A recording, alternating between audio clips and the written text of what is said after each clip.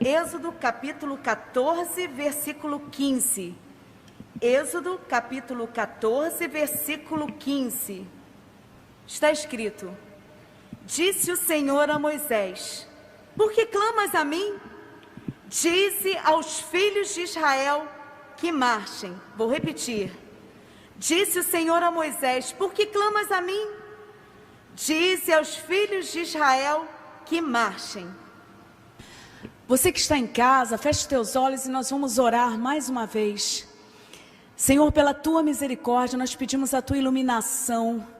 Que o Senhor ministre em cada coração, que o Senhor fale poderosamente. Não permitas, Pai, que a Leninha fale, mas que seja o Senhor tocando, libertando, salvando, mostrando o caminho. Abençoe, Pai, cada um que está ouvindo a palavra. Em nome de Jesus, amém.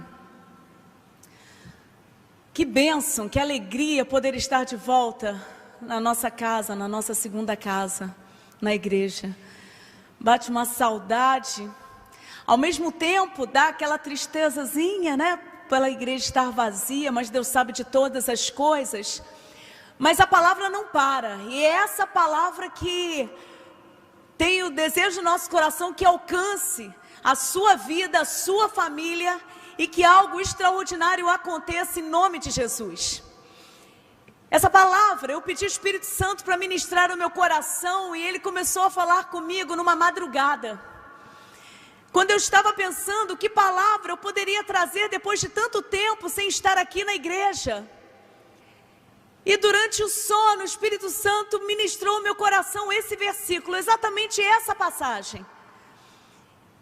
E eu fiquei imaginando como eu poderia iniciar a mensagem. Eu fiquei lembrando, coisa de carioca, a gente lembrar da travessia do Mar Vermelho é fácil.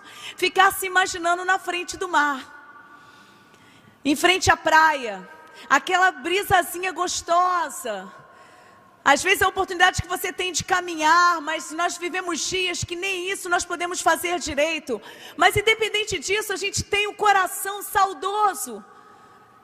E todo carioca gosta de praia. É difícil não ter um que more no estado do Rio de Janeiro e não goste.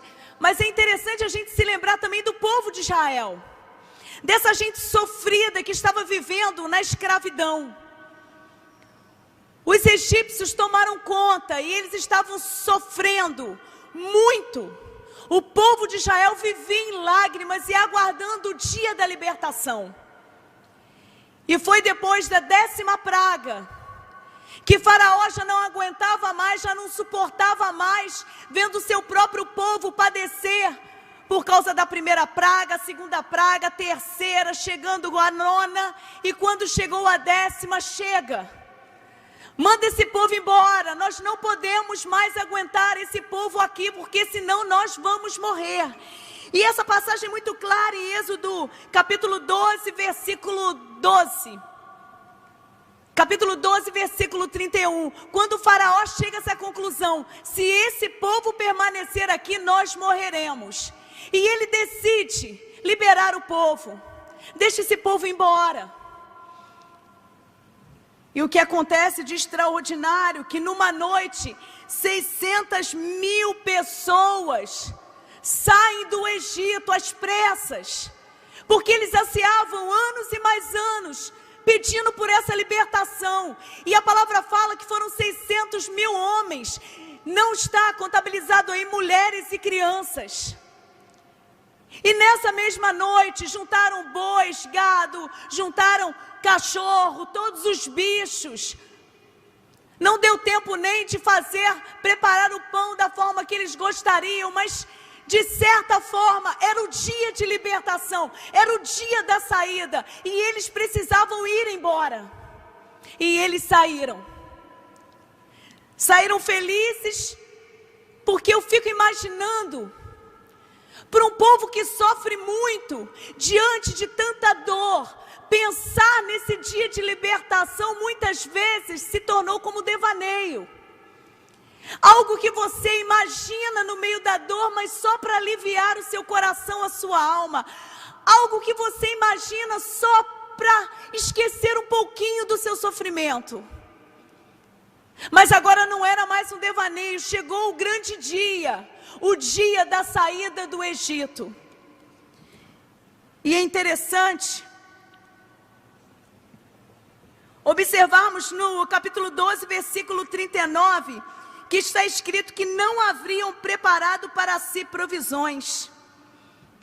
Mas foi um dia tão marcante que Moisés deixou claro a importância de contar para os filhos, contar para as gerações esse marco histórico.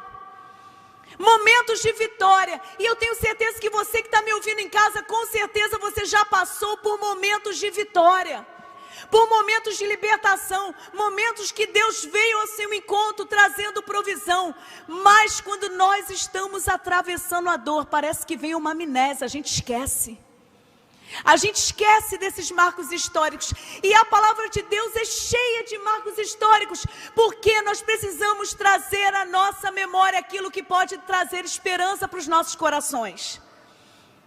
Por isso que é relatado aqui nessa história o grande líder dizendo: gravem esse dia, ministrem aos seus filhos. Quando eles se acordarem, se lembrem de falar da libertação. Quando andar pelo caminho, se lembrem de ministrar. E o povo de Israel sabe muito bem o que é ministrar para filhos. E aqui, de forma linda, ele fala que o Senhor com mão forte nos tirou da terra da escravidão. Mas é interessante a gente pensar que o caminho no qual Deus conduziu a saída do Egito não foi o caminho mais curto, foi o caminho mais longo. E gravem exatamente isso, que foi o caminho do deserto. Teria como chegar mais rápido no destino. Mas é interessante observarmos no capítulo 13, versículo 17, o qual estarei lendo. Êxodo capítulo 13, versículo 17 está escrito: tendo Faraó deixado ir o povo, Deus não levou pelo caminho da terra dos filisteus, posto que mais perto, pois disse, para que porventura o povo não se arrependa, vendo a guerra, e torne o Egito. Ou seja, muitas vezes o caminho mais difícil é para que você entenda que você está sendo tratado, sarado, e para que você não se arrependa. Porque exatamente quando eles se caminham no deserto, estava se aproximando do Mar Vermelho, eles receberam já todo o cuidado do nosso Deus, colocando uma coluna de nuvem durante o dia, uma coluna de fogo durante a noite. Cuidado, assistência. E eles puderam ver de forma muito linda o cuidado do único Deus com o seu povo. Mas independente disso, quando eles chegaram diante do Mar Vermelho, vendo que não tinha mais saída, vendo que não tinha mais outra opção, e eu fico imaginando que muitos puderam pensar: agora acabou, morremos de vez, não tem mais jeito. A nossa história acabou. E é relatado na passagem bíblica que muitos começaram a questionar e sentir saudade do Egito. E começaram a questionar com o próprio líder, com o próprio Moisés: por que você fez isso com a gente? Por que você nos tirou de onde nós estávamos? Nós éramos escravos, mas pelo menos nós tínhamos um lugar para dormir. Pelo menos nós sabíamos o que nós iríamos fazer no outro dia. Por que você nos arrancou de lá e agora? Você que sabe tudo, qual vai ser a solução? E aí, vem algo tremendo da parte do Senhor, falando aos nossos corações, em Êxodo capítulo 14, versículos 13 e 14, dizendo o seguinte: Moisés, porém, respondeu ao povo: não temais, aquietai-vos e vede o livramento do Senhor que hoje vos fará, porque os egípcios que hoje vedes, nunca mais os tornareis a ver. O Senhor pelejará por vós e vós vos calareis. E aí sim, meus queridos, que vem a passagem que nós lemos no início dizendo: diga ao povo que marche. E eu quero destacar nessa noite algumas lições, e a primeira delas, algo muito doce ao nosso coração, porque em primeiro lugar eu quero destacar sobre a soberania de Deus. É interessante que como no meio da dor a gente se perde nesse pensamento. Por mais que você seja um crente reformado, por mais que você acredite que Deus é soberano, na hora da dor, parece que a gente tem o desejo de tomar das mãos do nosso Deus as decisões que diz a respeito à nossa vida, à nossa família, porque passa, talvez, perto do nosso coração, aquela imaginação, eu não sei se Deus está sabendo o que está fazendo, está tudo fora do lugar, está tudo ruim. Quantas e quantas vezes nós perguntamos, Senhor, o que está acontecendo com a minha vida? Eu busco o Senhor, eu oro, eu clamo, eu vou na igreja todos os domingos. Eu busco o Senhor. Senhor, o que está acontecendo comigo? Eu preguei o evangelho para os meus filhos a vida toda e agora eles não estão aqui comigo. Senhor, o que eu faço agora? Mas a palavra de Deus deixa bem claro para os nossos corações que Deus não perdeu o controle, Ele continua soberano. Glória a Deus, esse Deus é soberano. Nem um fio da sua cabeça cai sem a permissão de Deus. Deus sabe de todas as coisas, Deus tem cuidado dos seus filhos. Nada do que acontece, nem essa pandemia, o que acontece nos outros países, o que acontece no governo, nada toma surpresa o nosso Deus. É verdade que nós vivemos no mundo caído, um mundo que tem a marca do pecado. Mas o cristão não pode viver como se não soubesse o fim. Pelo contrário, o apóstolo Paulo nos convida e nos exorta a não vivermos agarrados nessa vida, porque nós temos a eternidade plantada no nosso coração. Tem mais.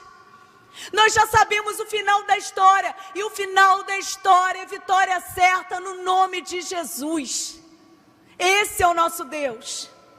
O Deus que é soberano, o Deus que nos convida a sempre lembrarmos dos marcos históricos, para que nunca você esqueça que Ele continua no controle, porque com certeza você vai lembrar de situações da sua vida que você já passou, e depois de muito tempo, você, ao lembrar dessas situações, você vai chegar à conclusão: Deus cuidou de tudo.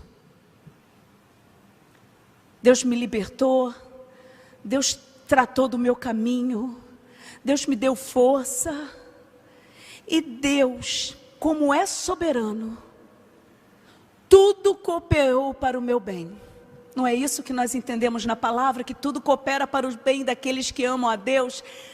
Isso me faz lembrar muito a história de José, na qual ele foi jogado no buraco, na qual ele foi vendido pelos próprios irmãos, na qual ele passou por momentos desagradáveis, difíceis, momentos de perseguição, momentos de esquecimento, momento que ele pensava que iria melhorar e novamente era jogado na prisão. E lá, quando ele já era governador do Egito, quando seus irmãos que estavam ali pedindo comida descobrem o poder que estava nas mãos de José, e eles pensaram: agora nós vamos morrer, diante de tudo que nós fizemos para ele, agora nós vamos morrer. E vem José com uma palavra: não fiquem com medo. O mal que vocês intentaram contra mim, Deus reverteu em bem. Sabe por quê, meu irmão? Porque Deus está no controle de todas as coisas. Nada foge ao controle do Senhor. E em segundo lugar, eu quero destacar a provisão de Deus. É interessante No capítulo 12, versículo 39, está escrito: não haviam preparado para si provisões. A saída foi rápida, foi no desespero. O grande dia chegou, o dia da libertação. Por isso que lá na frente muitos começaram a reclamar. Mas é interessante observar que Deus continua sendo o Deus da provisão, o Deus que é soberano, o Deus que cuida, o Deus que chama o seu povo a observar as aves do céu, dizendo: não fiqueis ansiosos, porque se eu cuido das aves do céu, ainda mais vocês, que valem muito mais para o meu coração. Esse é o nosso Deus, o Deus da providência. E quando eu estava escrevendo a mensagem, eu comecei a lembrar de tantas formas que Deus, de forma muito clara, colocou para minha vida que Ele é o Deus da provisão. E eu teria muitas e muitas e muitas histórias para contar, mas uma em especial que é tão simples, algo tão simples, tão humilde, mas que eu vi tanto cuidado, tanto detalhe com Deus. Foi há 2 anos atrás, numa entrega de caixas de sapato. Para você que está me ouvindo aí, você não sabe desse projeto. É um projeto que tem em diversos locais, mas a nossa igreja, a Catedral Presbiteriana do Rio, tem esse projeto. E é um projeto que os membros, eles pegam nomes de crianças carentes, e eles pegam uma caixa de sapato, fazem um embrulho bonito, mas dentro colocam lembrancinhas, muitos presentes.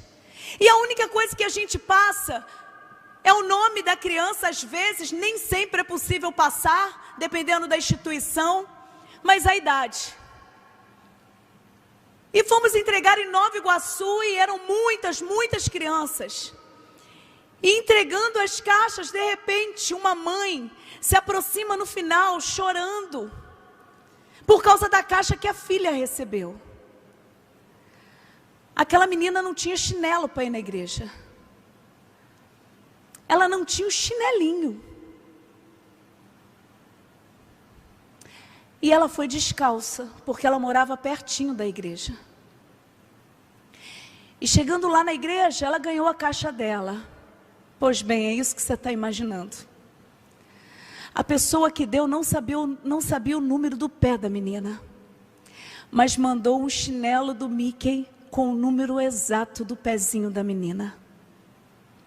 A mãe colocou imediatamente no pezinho da menina, e quando ela veio falar comigo, a mãe em lágrimas dizendo: Deus mandou o chinelo da minha filha, que ela estava precisando, missionária.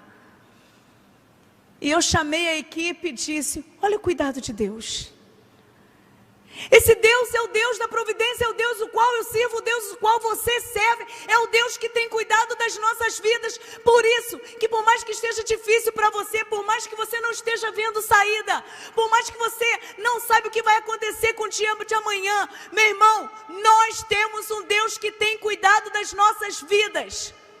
É verdade, às vezes o desespero pode bater a porta, mas é por isso que nós pregamos a palavra, porque nós somos família, nós somos irmãos. É um confortando o outro, é um dizendo para o outro: vamos acalmar, o nosso Deus virá com a provisão. Nós servimos a um Deus que não desampara seus filhos. E em terceiro lugar, depois de falar da soberania de Deus, da providência de Deus, eu quero destacar a fé em Deus. Que exatamente no versículo, texto que nós lemos no início. Eu confesso a vocês que eu amo essa passagem, até para quem está aqui me ouvindo, eu amo. Porque sabe o que me chama a atenção? É que como a gente cuida de gente, o pastor está aqui, ele sabe disso. Quando a pessoa está muito aflita, antes da gente dar orientação, a gente tenta confortar, não é? A gente tenta acalmar a pessoa. E eu fico imaginando aquele povo diante do Mar Vermelho, uma aflição, uma agonia tremenda. Alguns já pensando: só nos resta a morte. Não tem outro jeito, acabou, a gente não tem mais para onde ir. E de repente, eu fico imaginando que realmente queria chegar e falar: Moisés, vamos acalmar primeiro o povo, depois eu dou a ordem. Mas não foi isso que aconteceu não, irmão. Veio a palavra dizendo do Senhor, no versículo que nós lemos: disse o Senhor a Moisés: por que clamas a mim?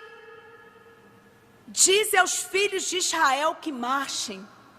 Ou seja, Moisés já estava orando, dizendo: Senhor, traga uma solução, Senhor, venha com a provisão, Senhor, eu sei que da sua soberania, eu sei do seu cuidado. E aí o Senhor chega: Moisés, está fechado o mar? Esse assunto é comigo, isso é conversa para Deus. Faça a tua parte, diga ao povo que marche. Ah, meu irmão, sabe o que me faz lembrar? Que o levantar das pernas do povo de Israel foi sinônimo de fé, de entrega, de confiança, porque não tinha outra opção. Vamos para frente, é para frente que a gente tem que andar, porque o povo de Deus não retrocede, ele caminha para frente. Isso me fez lembrar na hora de Martin Luther King, que disse: se não puder voar, corra, se não puder correr, ande, se não puder andar, rasteje, mas continue em frente de qualquer jeito. E é isso. Tem certas horas que você vai ter aquela sensação absoluta que você não tem mais forças para continuar. É aí que vem a intervenção do Espírito Santo, te fazendo caminhar. É aí que vem o presente de Deus na tua vida, te mostrando que a força não vem de você, a força vem do alto. É aí que você percebe que a alegria que você tem em caminhar não é porque as coisas estão bem, é porque você sabe que Deus está contigo, porque o Espírito Santo prometeu permanecer com você para sempre, porque a eternidade é plantada no teu coração. Então, meu irmão, até se você fechar os olhos para essa terra, você vai abrir na presença do Senhor. Esse é o nosso Deus. Por isso ele diz: caminhe, diga ao povo para marchar. E eu fiquei pensando: meu Deus, era um povo difícil que reclamava o tempo todo. Como Moisés convenceu essa gente para caminhar? Porque tem gente que empaca. Tem gente que você vai cuidar e você às vezes até enxerga alguma saída, mas a pessoa não quer, parece que não quer. Como que Moisés conseguiu convencer essas pessoas? Aí, meu irmão, entra a intervenção do Espírito Santo. É aí que entra o cuidado de Deus tocando as vidas. É aí que vem a lembrança dos marcos históricos. Se Ele mandou marchar, eu vou. Porque esse povo, eles já tiveram oportunidade de ter diversas experiências com Deus. Eles viram a coluna, a nuvem. Eles viram a coluna de fogo e não há como duvidar. Por isso, meu irmão, eu digo para você, eles estavam entre a obediência e a morte. Porque às vezes, só numa situação dessa que a gente vai para frente. Às vezes, quando está tudo bem, parece que a gente não consegue dar um passo. Aí nós somos lançados para fora. E eu me lembrei de um livro que eu li de Francis Schaeffer, que perguntaram para ele o que era fé. E ele disse: fé é parar de chamar Deus de mentiroso. Fé é parar de chamar Deus de mentiroso. Se Ele promete, Ele cumpre. Meu irmão, confie. E mesmo nesse tempo difícil, mesmo nesses dias complicados, e mesmo que você não saiba o que fazer no outro dia, eu convido a você, através dessa mensagem, a marchar debaixo da palavra do Senhor, porque nosso Deus continua sendo Deus soberano, continua sendo Deus da providência e continua sendo Deus que tem olhado para o seu povo e tem exigido fé. É hora de caminhar, é hora de crer, é hora de não duvidar. que nessa noite, você que está me ouvindo em casa, você que parou um pouquinho de fazer alguma coisa, ou às vezes está até fazendo alguma coisa, mas está ouvindo a palavra, né, irmão? Mas que Deus te leve em nome de Jesus a prosseguir. Eu sei que muitos, talvez que estejam me ouvindo agora, talvez estejam passando por depressão, por tristezas profundas, sem forças para caminhar. Vamos parar de chamar Deus mentiroso, irmão? E vamos caminhar, vamos prosseguir. Porque Deus continua no controle da tua vida e da minha vida. E Ele continua sendo Deus da providência. Feche os teus olhos que eu quero orar com você. Senhor, nessa noite eu te peço pela misericórdia, que o Senhor continue cuidando e tratando de cada vida, de cada coração. Oh meu Deus, eu sei que pessoas podem estar ouvindo agora com seus corações aflitos, angustiados, sem saber o que eles vão fazer, talvez nos seus negócios, talvez brigas familiares, talvez porque perderam pessoas que amavam demais, talvez porque não consigam enxergar nada além do que essa situação presente agora de desespero. Mas o Senhor está dizendo nessa noite que é para marchar, porque o Senhor continua abrindo portas onde não há portas e traz à existência as coisas que não existem. O mesmo Deus de Moisés é o nosso Deus, o Deus de Israel, o Deus Todo-Poderoso, e que coloca diante das nossas vidas essa palavra: aquietai e sabei que eu sou Deus. O Deus que zela pelo seu povo. Louvado seja o teu nome, Senhor. Eu te peço que o Senhor venha com uma intervenção sobrenatural na vida dos teus filhos. Vem agindo, Pai, que esta semana eles possam colher vitórias tremendas. E eles entenderão que são marcos históricos de intervenções poderosas do Senhor na vida deles. Talvez lugares onde eles já bateram as portas e elas estavam fechadas, e o Senhor abrirá portais para a glória e honra do seu santo nome. Obrigada, Senhor, pelo teu cuidado, e obrigada porque nós podemos te chamar de Pai. Em nome de Jesus, amém. Amém.